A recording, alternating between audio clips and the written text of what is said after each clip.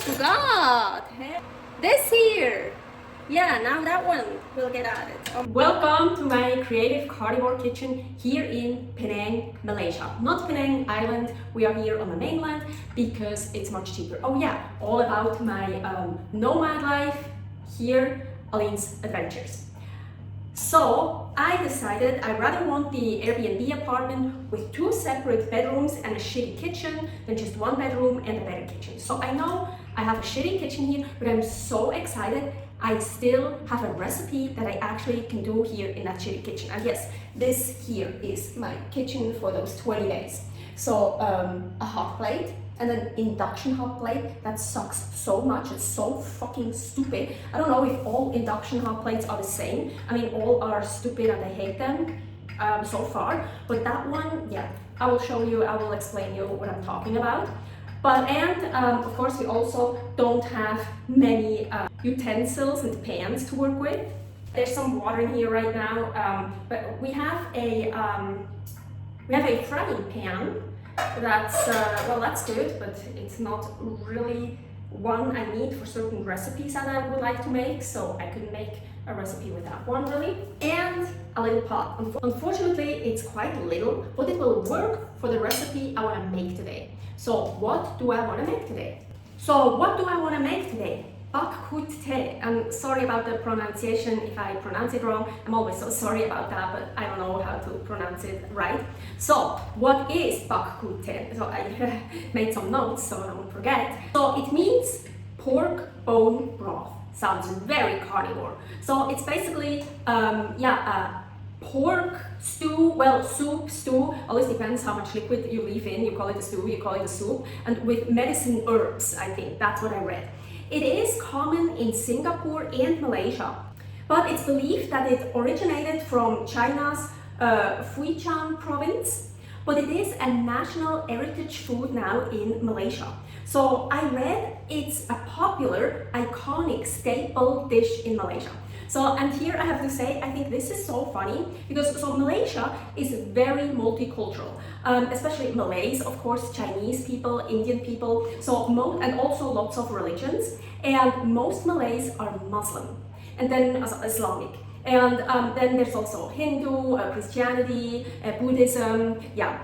But so most is Islamic, Muslims. And especially here where we live, it's really Muslim, I feel. We have like 4 mosques we can see, well, we're on the 40th floor, and when we go shopping here, the closest, we can't find any pork. And I think it's just so interesting and in a way funny and in a way cool, I don't know, that a heritage food, a popular, iconic, staple dish in Malaysia contains basically only pork. Well, and water and herbs, but pork, it's pork, pork, pork. I just think that is so weird.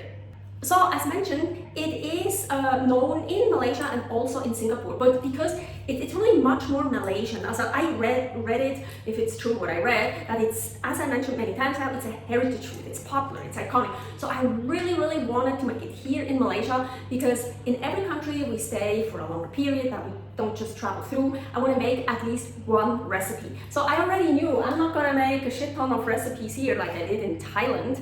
I made so many there. But so at least 1. And I'm so overjoyed, I'm so super glad that this is the one I can do here. Okay, so by the way, everything I'm telling you here about the Bak Kut Teh, I read on the internet, so I don't know if it's really, really true or not. But anyways, so Bak Kut Teh apparently always has pork ribs in it. And then other pork, if you want. But pork ribs is like the main ingredient. And as I mentioned, like medicine herbs, so like herbs that I won't use, of course. And what I also read is in Malaysia, they make more a drier version of it than I think in Singapore. So more of a stew, less of a soup. So when I was gathering information about the Bak Kut Teh and look for a recipe, I usually Google traditional blah blah blah recipe. So traditional Bak Kut Teh recipe, original Bak Kut Teh. I want to try to get a really traditional, original one. And then of course I change it to carnivore. As mentioned, Bak Kut Teh is already so carnivore. And I found a recipe, and I looked it up. It's actually not common at all. But I found a recipe where they use dried squid. And I was like, hey, that's fucking carnivore. And I don't want to use any of the herbs anyways and anything else, just the pork and water. So the dried squid, yes, that's going to be my flavoring. And that's going to be, I want to add this. I have to add this because it's carnivore. That's so awesome. But where the fuck do I find dried squid? And that wasn't hard at all. Here, the closest grocery store, hypermarket at the mall where we can walk to, like 15 minutes. I couldn't believe it. So they had a shit ton of bins with dried fish, like so many different kinds. And in one of them, I saw dried squid. Okay, that's dried squid. And I even translated the Malaysian word and it said dried squid. So I got one dried squid. I'm so overjoyed. I thought, ooh, I don't think I'll find that. I have to make it without it. Or maybe I have to make it in Singapore and look for that in Singapore. Where will it go next? So I'm so overjoyed. And if I wouldn't have found pork here, I would have taken this to Singapore to make it there. Oh yeah, I totally forgot to mention, I was a bit distracted because there were people and a kid outside and loud and I had to wait to continue filming. Anyways, I totally forgot to mention I did find pork. Yeah, otherwise I couldn't really make it. So I think you figured that out. But where did I find pork? I found it about 10 minutes from here with the car. We can't walk, well, it's too far away. There's another mall, the Sunway Carnival Mall. And actually that's not even important because there is a store in there, Chaya Grocers. Apparently that store is also in other places, so it doesn't have to be in a mall. Chaya Grocers, and they have pork. And so this I have to mention here, it's so interesting. So because really the majority here is Muslim and they're not allowed to eat pork, but they're also not allowed to touch pork, or it's really, really strict. So they had a different section in the store and it said non-halal, so also alcohol was there, all pork stuff, and I'm pretty sure other stuff, I don't know. So everything non-halal. So we got nice pork there, and then they told us we have to pay right there. And then I asked, oh, is that a separate store? It's like a store in a store. And then, no, it's because it's halal. So the cashiers at Chaya Grocers, they are mostly Muslim. So they can't touch the pork even if it's wrapped up, I think, or it's just too dangerous that something could happen or whatever. So we had to pay already there in that section for the pork we got. And so here, they packed it up like this. See, so it's paid for. They packed it all nicely up, so it was clear we already paid for that. So I just thought that was really interesting, and it was a good solution. I thought that was really cool, yeah. So let's see what I have in here. I already showed you my dried squid that I'm so proud of. So cool. So as mentioned, ribs basically has to be in there, so I did find ribs. And the recipe I found that had also the dried squid in it asked for ribs, pork belly, and pork tripe. What is pork stomach? So ribs, pork belly, and I thought I want to add some pork shoulder, and I was so overjoyed. I even found in the frozen section a pork stomach. What is pork tripe? So cool. So yeah, look at that beautiful pork stomach. Oh my gosh, this would be so cool for a hog maw recipe, filled pork stomach. I made twice one. I'm gonna put here the recipe I made last in Thailand. It's so delicious. Yeah, you saw I just have this tiny little pan, so this is way too much meat for the pan. I can definitely not put the whole pork stomach in it. I definitely want all of the ribs. I really would like to put all of the shoulder in and this too, but maybe half of that, we'll see, but here I have to cut some off for sure. Unfortunately, I have to destroy that. I love filling those. Okay, I already started bringing the water to boil. You see how stupid this induction plate is? It's like you can't even have it like simmering. It's almost either over boiling or not boiling at all, and it makes these pulses. It's so fucking stupid. When you wanna fry something, as soon as it doesn't have liquid anymore, it just shuts off. Yeah, I fucking hate it. Let's put in these. Oh my gosh, it's basically full. Let's put in that one. Let's see. It's gonna be a challenge, I'm telling you. I also have these.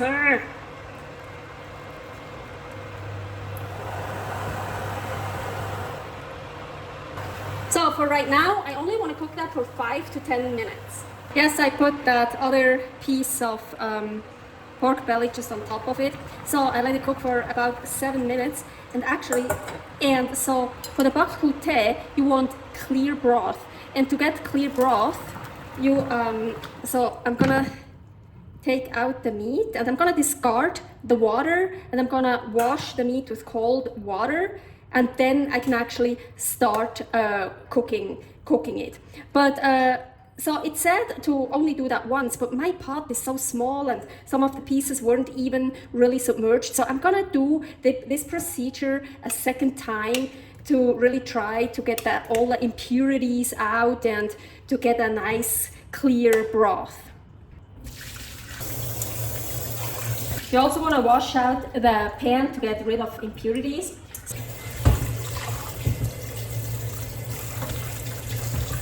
Okay, I did it a second time and I feel like I should do it a third time, but I really don't feel like it.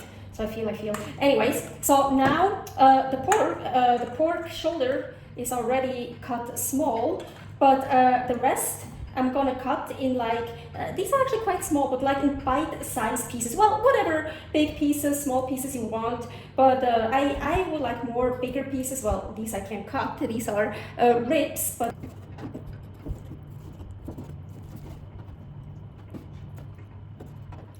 okay, so after I cut the pork stomach into pieces, I put just the pork stomach pieces into the pan and with water and cooked it up again and discarded the water. Did that twice because pork stomach is always has the most impurities. So I don't know if I can get a clear broth, but that's what it should be with Bak Kut Teh, a clear broth. That's what you should get. So anyways, I really put everything in here. I know it's way overloaded, it's way too much. I was thinking not that much of pork belly, but I also want some pork belly pieces for Paul. And I only have this one plate. It takes so long to cook something, so I really want to cook as much as I can together. And now I have to let it cook for 2 hours. Of course, I don't have a lid, but I usually use this. And yeah, it's not ideal, I know. And yeah, of course, I have to always keep checking it and put some more water in here. I have hot water here, so I just keep checking it and pour more water in here. So maybe I'm gonna let it cook more than 2 hours because I can't really close it. Not everything is submerged. The water will evaporate and, well, yeah. Oh, fuck, I almost forgot. Hey, this here. Yeah, now that one will get added. Oh my gosh, I want it really submerged. Let's add it here. So the dried squid. So the dried squid is, I think it looked like it's pretty salty. And yes, of course, add some salt. 2 hours. So I let it boil for actually 2.5 hours. And I think it's actually perfect right now because, as I mentioned, the Malaysian Bak Kut Teh has less liquid. It's more like a stew. So yeah. Oh, and here, look, this is I think the tentacles, yeah, came off. There's a tentacle here.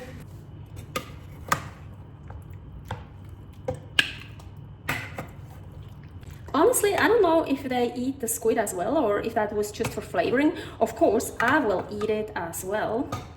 I could also cut it up and so mix it under, but I'm just gonna put it like this. The only good thing about this kitchen here, this island, so I can film like that. Okay, let's try this. I'm super excited. Ooh, I also found the second half of the squid, the tentacles. So I have the squid here. So my broth is definitely not clear at all. Also, the pork kinda fell apart, got really small, yeah, squished up, especially the pork shoulder that was already cut. Preferably, I would have wanted a piece of pork shoulder and then I could have cut it myself. And I also let it cook for a half an hour longer than it said I should. But let's try this. I'm so excited. I'm with that.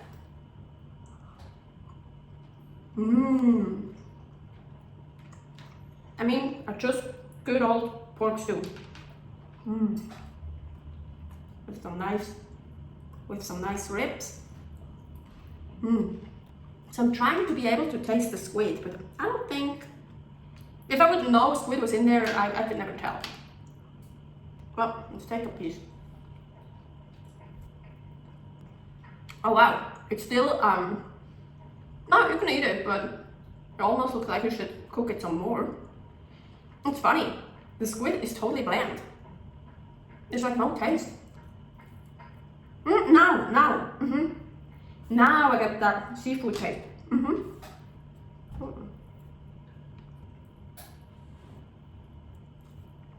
Oh yeah, especially the tentacles. I think I'm just gonna take some pieces and eat it with the pork. Let's see. Oh yeah, that's good. I like it. But so remember, the dried squid is not traditional at all. But I found it in a recipe, and I mean, otherwise it would just be a pork stew. Well, yeah, it is. So I don't have the medicine herbs, the herbs in there, but yeah, I love it. It's good. I'm glad I could still make a recipe here in this really, really bad kitchen. I chose it, it's okay. We're only here for 20 days.